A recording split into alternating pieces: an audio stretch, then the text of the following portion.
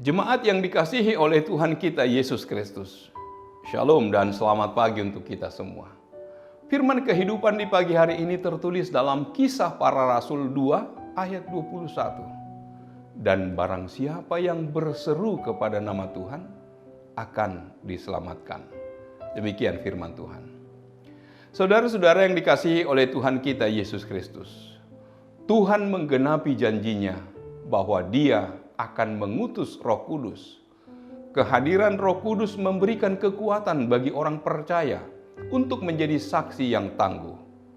Kitab Kisah Para Rasul memberitakan kepada kita tentang pertumbuhan gereja setelah turunnya Roh Kudus di Yerusalem, yakni 50 hari sesudah kebangkitan Yesus. 50 hari sesudah Paskah. Biasa disebut Pentakosta, hari ke-50. Pada hari itu Roh Kudus turun dan hinggap pada murid-murid Yesus di kota Yerusalem. Dari langit turunlah suatu bunyi seperti tiupan angin keras. Roh Kudus menggerakkan para murid untuk tidak tinggal diam dalam keputusasaan dan ketakutan karena ditinggalkan oleh Yesus. Sebaliknya, membangkitkan semangat yang telah redup untuk bersaksi tentang Yesus Kristus, dan tampaklah kepada mereka lidah-lidah seperti nyala api yang bertebaran dan hinggap pada mereka masing-masing. Dalam Perjanjian Lama, api sebagai simbol menyucikan, memurnikan. Artinya, Allah hadir dan tinggal dalam diri para murid yang telah disucikan dan dimurnikan dari segala kenajisan akibat dosa dan pelanggaran mereka. Mereka mulai berkata dalam bahasa-bahasa lain.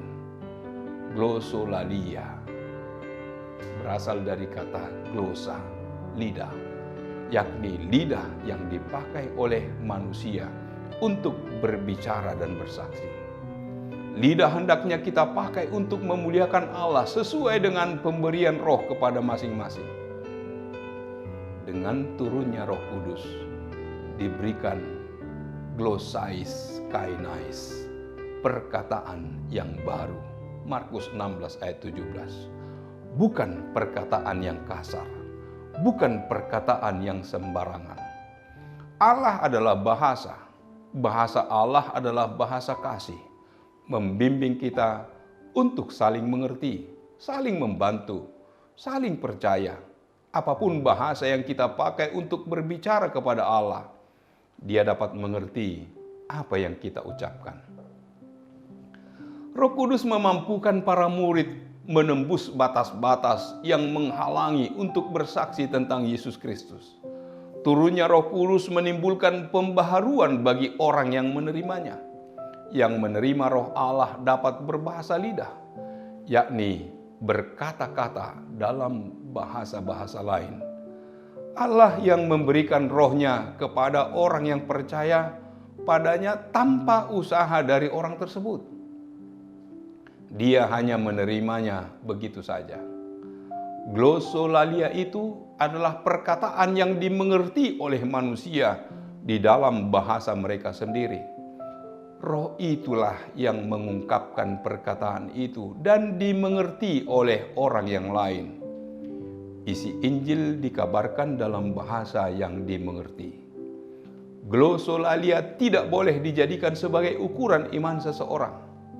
Oleh karena itu, ukuran glosolalia berasal dari Roh Allah dan ada orang yang mengerti apa yang dikatakannya. Khotbah Petrus merupakan pembelaan sebab ada sebagian dari orang Yahudi yang menyindir murid-murid Yesus